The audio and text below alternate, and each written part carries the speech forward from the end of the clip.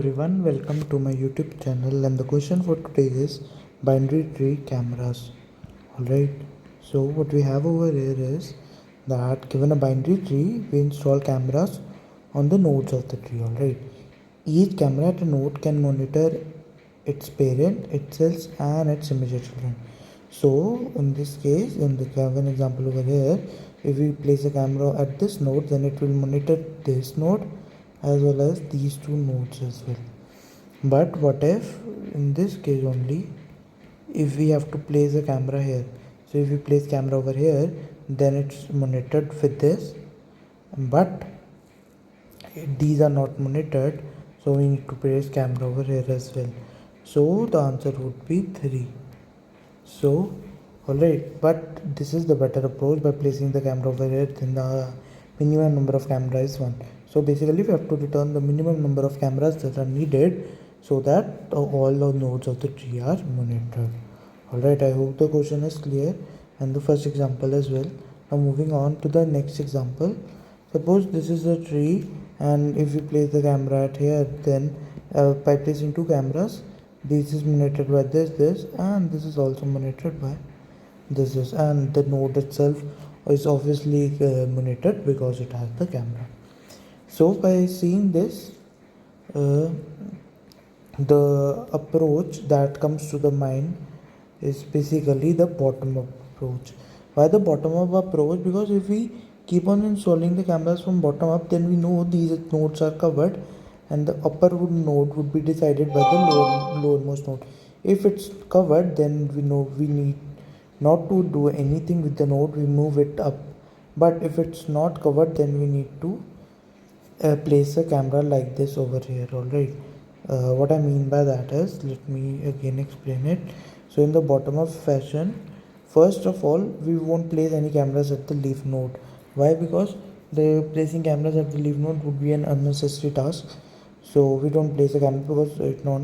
Now moving on to the this node. Alright, now if we will see that if the previous node is not monitored, that is, it not has camera or is not covered, so we will be placing cameras this node to monitor this node. Alright, now moving again upward at this node, when we reach at this node, we will see that the lowermost node that is have, suppose it has two nodes, one is covered, one is not.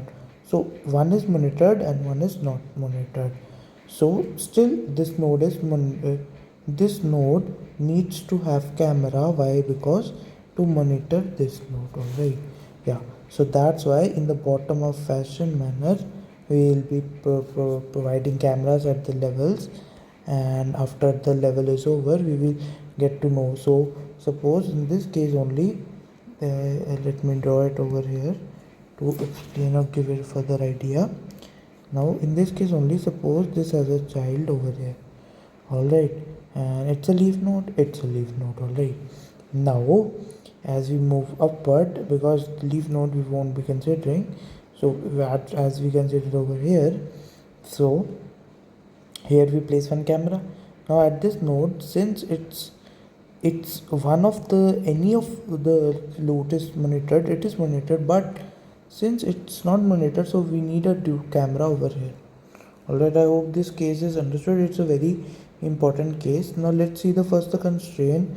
So the constraint has nothing but the values are just 0 every node, and the range would be 1 to 1000. Basically it won't be an empty tree, it would have some value from 1 to 1000 nodes, it would be present over here.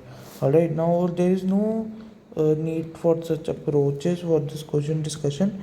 Let's see directly the code and it would be more understandable that these are just the mere values, not the values that are added in the answer. These are for that if there is camera or not. So if there is camera monitored, then it is 2, and if it is monitored and no cam, then it is 1, and if nothing is there, that means it's not monitored, then it's 3, and this is the final answer results that we need to do. Alright, so if the current node is not monitored, we are just simply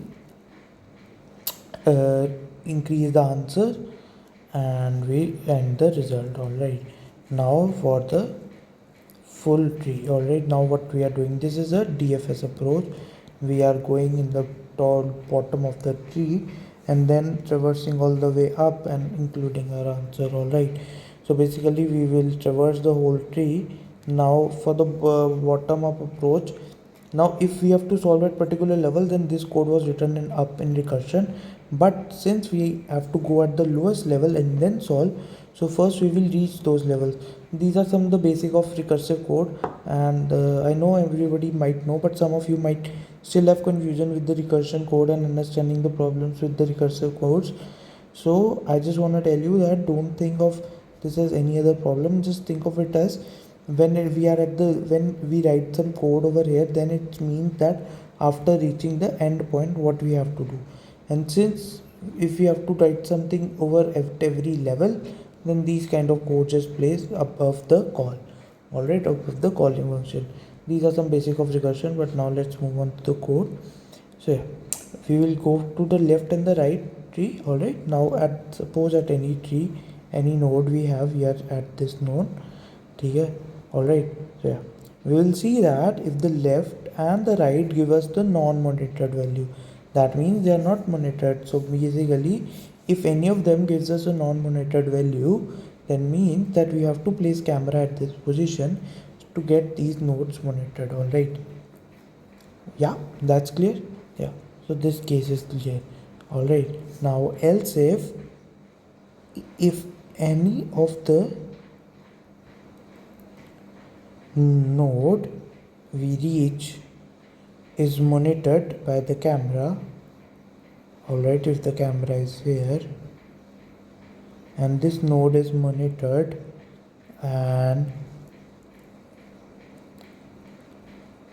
so basically we don't need to monitor it again. So within no camera, only the answer would be when the either of both the nodes are not monitored. If any of the nodes are monitored, that means we have reached a point that we don't need the camera for that particular node, or else that is the node is not monitored. Alright, so these are the three cases, and these are the pretty much simpler cases. We just need to focus on the main one where we are incrementing the value. So I hope the code is clear.